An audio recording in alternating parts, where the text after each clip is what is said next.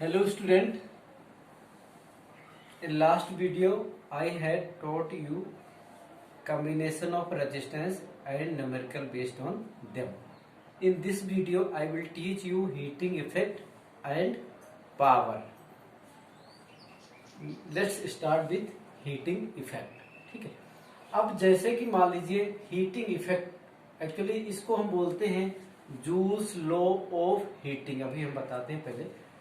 Actually देखो, हमने अभी तक ये बताया कि करंट फ्लो होता है कब, जब चार्ज मूव कराता है। चार्ज मूव कौन कराता है? बैटरी कराती है। तो बैटरी चार्ज ऐसे थोड़ी मूव करता है, बैटरी मूव कराती है तो उसके लिए क्या करती है? वर्क करती है। ठीक है, तो जब बैटरी वर्क करती है वो कितना करती है पहले ये देखते हैं।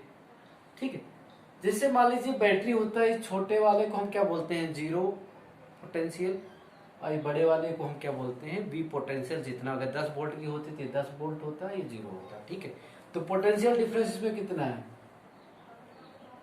वी वोल्ट का। तो बैटरी क्या करती है? मान लीजिए टी टाइम में क्यू चार्ज इसने मूव करा है, इसमें कितना चार्ज मूव करा है? Q charge. तो इसमें क्या करता है? देखो, बड़े वाले से ये पॉइंट जुड़ा है, इसका पोटेंशियल कितना होगा? वी। छोटे वाले से ये मिला, इसका क्या होगा? जीरो। तो पोटेंशियल डिफरेंस कितना है? वी। तो चार्ज यहां से यहां को मूव कराएगा। ठीक है, तो मान लो टी टाइम में वो क्यू चार्ज यहां से यहां मूव कराया। ठीक है, तो वर्क डन कितना होगा? क्यू चार्ज इनटू क्या होता है? Potential difference.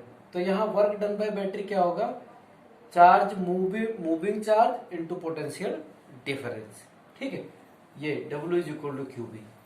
अब हमें पता है I इज इक्वल टू क्या होता है? Q by T. मतलब Q इज इक्वल टू क्या होगा? I T.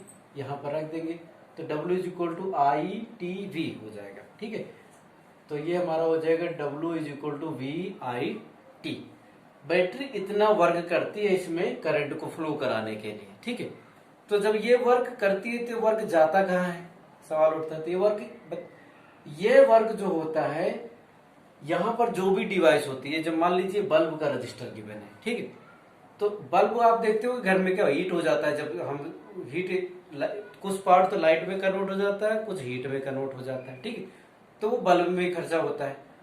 तो ये जो हीट में कन्वर्ट हो जाता है, यही वर्क क्या होता है? इसमें खर्चा हो जाता है, रजिस्टर में खर्चा हो जाता है। ठीक है, तो जूल्स ने बताया था कि जब हम पोटेंशियल डिफरेंस रजिस्टर के क्रॉस लगाते हैं तो उसमें इतना हीट प्रोड्यूस होता है, H is equal to V I T.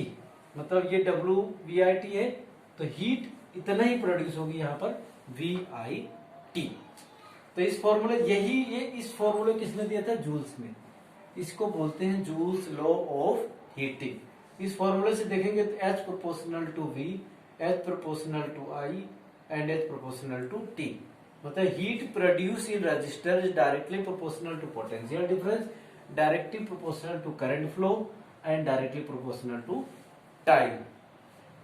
तो ये हमारा हीट का फॉर्मूला हो गया, ये जूल्स लॉ ऑफ हीटिंग।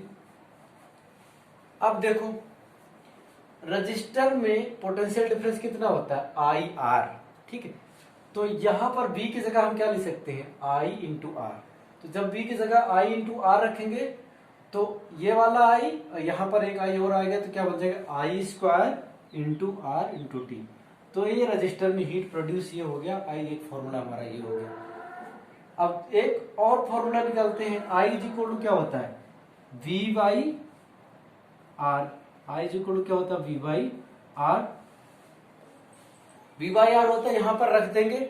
जब यहां पर रख देंगे तो क्या हो जाएगा? H is equal to V square by R square. ये आर स्क्वायर होगा, V square by R square. ये आर से यहाँ एक आर कट जाएगा, तो यहाँ पर हीट इज इक्वल टू क्या होगा? V square by R into T. मतलब रजिस्टर में जो हीट प्रोड्यूस होती है, तीन फॉर्मूला हमारे पास है, V square by R into T, I square R T और वी आई टी। तो जूल्स लॉ ऑफ हीटिंग क्या था? H is equal to V I T. इसको हम जूल्स लॉ ऑफ हीटिंग भी बोलते हैं। जूल्स लॉ ऑफ हीटिंग जब पूछेगा तो क्या बताएंगे? H proportional to potential difference. H को मतलब heat, heat produced in resistor is directly proportional to potential difference, is directly proportional to current and directly proportional to time. तो ये तो हीट जो प्रोड्यूस होती है वो क्या होती है, जो वर्क करती है बैटरी वही वर्क हीट में खर्चा होती है। तो इसका मतलब हीट भी क्या है, एनर्जी है, और वर्क भी क्या है, एनर्जी है। तो इसकी यूनिट क्या होगी, जूल। तो इसकी यूनिट हमारी क्या होगी, जूल। अब अगला जो टॉपिक है वो पावर है, ठीक है। पावर का मतलब क्या होता है, ताकत, ठीक है। और ताकत किसमें ज्यादा होगा, जिसके अंदर ज्यादा एनर्जी होगा और जितनी जल्दी जल्दी एनर्जी दे सकता है। ये तो हमारा जनरल एग्जांपल हो गया, ठीक। तो वैसे बाय डेफिनेशन पावर क्या होती है, work done per unit time. Power क्या होता है, work done per unit time. दूसरी एक डेफिनेशन इसकी होती है, energy deliver by device per unit time. तो इन दोनों डेफिनेशन से ये पता चलता है कि जो डिवाइस जल्दी जल्दी वर्क करता है तो उसका पावर उतना ज्यादा होगा। सेम जो डिवाइस जितनी जल्दी जल्दी एनर्जी देगी उसकी पावर उतनी ज्यादा होगी, ठीक है। तो इसका फॉर्मूला क्या हुआ, W/T या E/T, मतलब एनर्जी बाय टी, ठीक है। अब इसकी यूनिट क्या होती है, जूल पर सेकंड, क्योंकि वर्क की भी यूनिट क्या होती है, जूल, एनर्जी की भी यूनिट क्या होती है, जूल। ये होती है जूल पर सेकंड। इसको हम जूल पर सेकंड को क्या बोलते हैं, वॉट।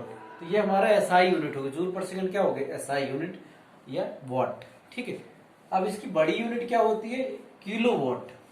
इसकी बड़ी यूनिट क्या होती है, किलोवाट। और एक और यूनिट होती है horsepower. 1 horsepower is equal to होता है 746 वॉट। और 1 kilowatt 1 kilowatt is equal to होता है 1000 वॉट। ये होता है हमारा 1 kilowatt is equal to 1000 watt, ठीक है। अब देखो हम यहाँ पर एक ये सर्किट है, यहाँ बैटरी है और यहाँ पर रजिस्टर है। ये एनर्जी देती है, ये एनर्जी खर्चा करता है। तो यहाँ पर दोनों की पावर की बात आएगी, ठीक है। तो पहले बैटरी की पावर की बात कर लेते हैं। तो बैटरी कितना वर्क करती है, अभी हमने देखा था W is equal to VI/T। अब ये T इधर आ जाए तो क्या हो जाएगा, W/T। तो ये हमारा कितना बचेगा, VI। तो ये हमारा क्या होता है, पावर। तो P इज इक्वल टू क्या होगा, VI। ये तो होगी बैटरी की पावर जो एनर्जी देती है। अब देखो यही वाली एनर्जी इसमें खर्चा होती है, खर्च हो जाती है, ठीक है, हीट के फॉर्म में। तो है तो ये एनर्जी। तो यहां पर ये एनर्जी मतलब हीट इज इक्वल टू या एनर्जी, यही एनर्जी इसमें खर्चा होती है, VI/T। ये रजिस्टर है या डिवाइस है, तो यही वाली एनर्जी पूरी इसमें खर्चा होती है, ठीक है। अब ये T इधर आएगी तो E/T। ये कितना हो गया, VI। तो ये हमारा क्या हो गया, पावर। तो पावर क्या हो गया, VI।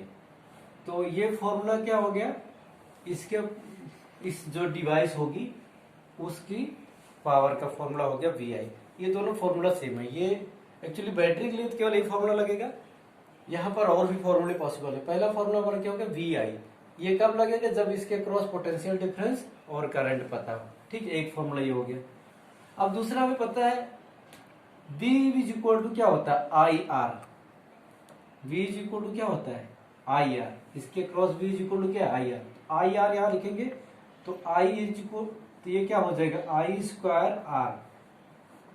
क्योंकि IR इंटू I, ये क्या बन जाएगा, I²R। एक फॉर्मूला हमारा ये हो गया पावर का, ठीक है। अगला इसके लिए, ये सारे फॉर्मूले इसके लिए बता रहा हूं, डिवाइस के लिए। अब यहां पर हमें ये भी पता है I इज इक्वल टू क्या होता है, यहां से अगर देखें I इज इक्वल टू क्या होता है, V/R। तो यहां पर V/R रखेंगे तो ये हमारा क्या बन जाएगा, P is equal to V²/R², ये इंटू R। तो ये R कट जाएगा तो एक पावर का फॉर्मूला हमारा क्या हो जाएगा, V²/R। तो ये जो डिवाइस है, इस डिवाइस, इसके लिए तीन फॉर्मूले हमारे पास हो गए, P is equal to VI, P P is equal to I square R और P is equal to V square by R. और ये फॉर्मूला हमारा केवल बैटरी के केस में ये फॉर्मूला रहेगा, ठीक है। तो ये पावर के हमारे 3 फॉर्मूले होंगे जिनका हमें यूज करना पड़ेगा, ठीक है। तो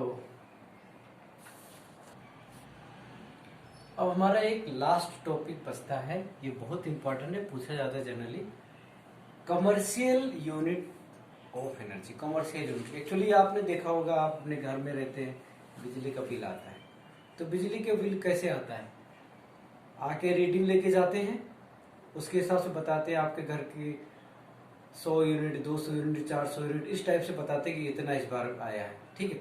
तो वो यूनिट क्या होती है वो मैं बताता हूँ। तो देखो एनर्जी जो खर्चा होती है डिवाइस के अंदर उसका फॉर्मूला क्या होता है, VIT। एनर्जी फॉर्मूला क्या हो, VIT। ये क्या होता है, पावर, ये होता है टाइम। तो energy is equal to P into time. तो इसको क्या हो गया, वॉट सेकेंड, ये क्या हो गया, वॉट सेकेंड।